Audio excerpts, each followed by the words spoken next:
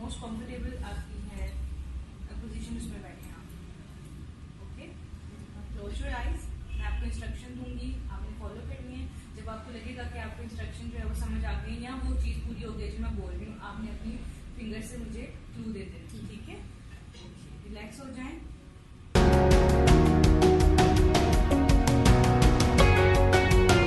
अपने पाँव जो है वो बिल्कुल सीधे कर दें। गुड। अब मैं आहिस्ता आहिस्ता से आपको पहले रिलैक्स करूंगी, उसके बाद हम जो है वो अपना प्रोसीजर सारा स्टार्ट करेंगे। ठीक है, सबसे पहले आप गहरा सांस लें। ये सांस आप नाक से अंदर लेंगी और आहिस्ता आहिस्ता मुंह से बाहर निकालेंगी।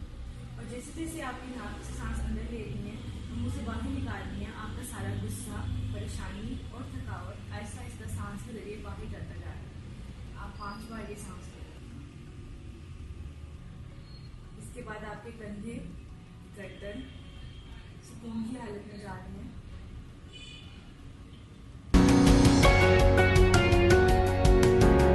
सारा एरिया जो है वो सुकून की हालत में है।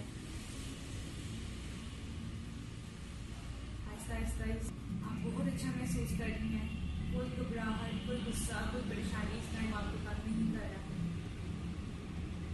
आहिस्ता आहिस्ता आपके पाँव, आपकी टांगें बिल्कुल रिलैक्स हो रही हैं। आप अपने बचपन की बेहतरीन याद को अपने दिमाग में सोचें।